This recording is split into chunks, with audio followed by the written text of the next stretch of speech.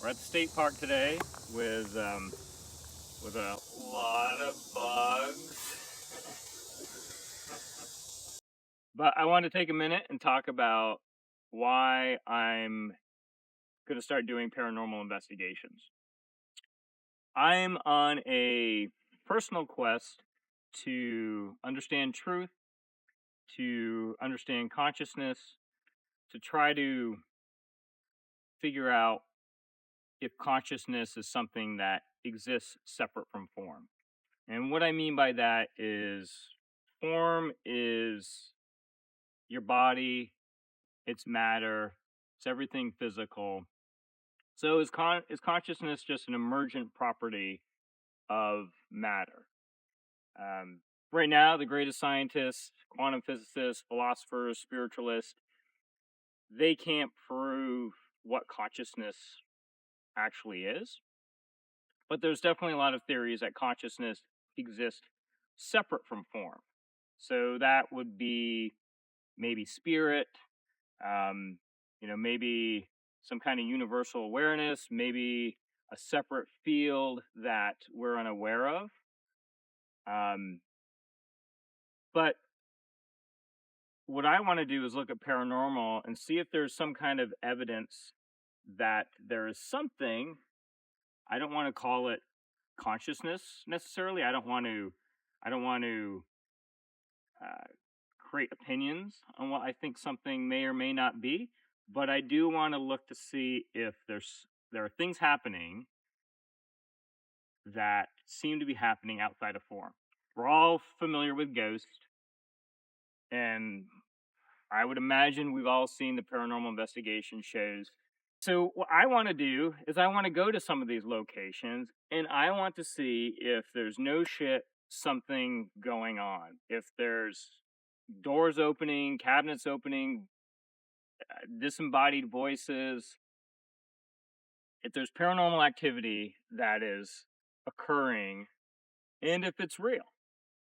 Okay, like I want to do it objectively with healthy skepticism, but with an open-mindedness that maybe something is happening, that there is something to this. I want to take you along on this ride. This is Jeff, the former Marine Corps officer who embodies integrity, truthfulness. So I'm not going to lie to you. Jeff, the business owner, the entrepreneur, guy that's got a reputation. He's not trying to tarnish. So I'm going to go on some of these paranormal investigations and I'm going to record it and I'm going to report back to you. And I'm going to get to the bottom of whether or not something is really going on. If I start to think, okay, yeah, like this is interesting, this I cannot explain, then I want to start taking it to the next level. And the next level is doing a more scientific investigation. And I'm going to get into that more later. I've got some ideas on how I will approach that. But for right now, we're just talking about the Thomas House. That's coming up next. That's going to be the paranormal investigation. Um, and the Thomas House has appeared on several ghost hunting shows. So I'm excited to get in there, spend the night, and see if I experience anything. And I will let you know objectively if something's really going on, or if there's people thinking something's going on, and I think it's more of their brains, their minds playing tricks on them. Maybe there's a psychological component there. So that's why I'm doing this. So this should be exciting. Do you think these places that we're going to be visiting, that they go in there with the intention of doing it on purpose to scare people or to make the vibes or make it seem like there is something there for them to either make money off of it or, what their game plan really is? That is a great question. And I thought about that a lot as it pertains to the ghost hunting shows themselves, right?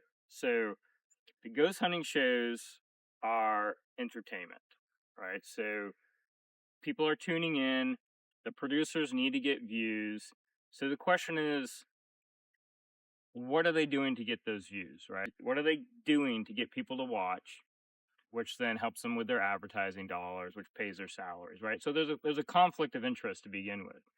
Um, I've definitely wondered that myself. I have not been able to find any compelling evidence from people involved with any of the ghost hunting shows that have come out and said that that it's a hoax, that there's fraud. If anything, I've found more evidence from people being involved with these shows. A lot of times, like celebrities that come onto the shows, but people that have reputations that are actually saying the opposite, that something is really going on. Um, so yes, it's possible, especially as the paranormal has become more and more popular. It's definitely possible that you go to a paranormal investigation because you can find a lot of these locations now where you can go online and you can sign up and spend the night and do your own investigation. So a lot of these haunted locations are being monetized.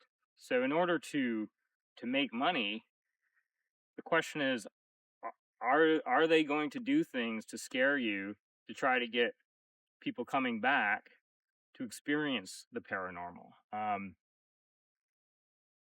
mean, it's possible. I will definitely be aware of that if I experience something. Um, you know, like it comes down to what you can control. And currently, I need to have enough evidence of my own to take it to the next level where I do start controlling the environment, right? Like if I was to do my own investigation, like a no shit investigation, I would control the house. I would have cameras everywhere throughout the house, but I would control the exterior of the house. I would know if there was a child yelling 2 blocks down the street at nighttime where sound carries really well at night, and maybe it comes through an open window up a hallway, right? And you hear it and you think, oh, I just heard a disembodied voice. Well, if we got microphones on the outside of the house, well, we'll know if that noise came from somewhere else.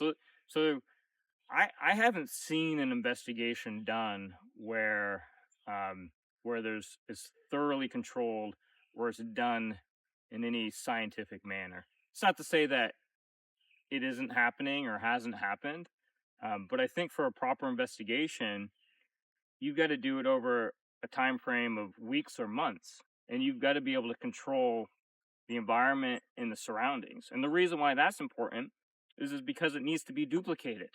So if you're catching a door that shuts or a cabinet that opens, right, and that's reoccurring over and over, well, you need to first dismiss what could be causing it. Is it gravity? Is it wind? Is it a hoax? Like what's going on? Um, and you can dismiss that, and maybe you can put some controls in place, and that continues to happen. That door keeps slamming, the cabinet keeps opening, and you document it, reoccurring.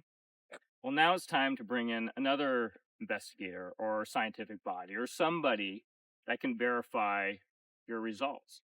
But I haven't seen that type of verification process happening. What I see, or at least that I'm aware of, is a 1 or 2 night investigation for for entertainment, and then they're gone.